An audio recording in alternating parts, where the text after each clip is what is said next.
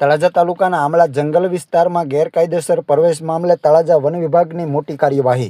ભાવનગર જિલ્લાના તળાજા તાલુકાના આમળા જંગલ વિસ્તારમાં વન વિભાગ દ્વારા ગેરકાયદેસર પ્રવેશ મામલે કાર્યવાહી હાથ ધરવામાં આવી છે।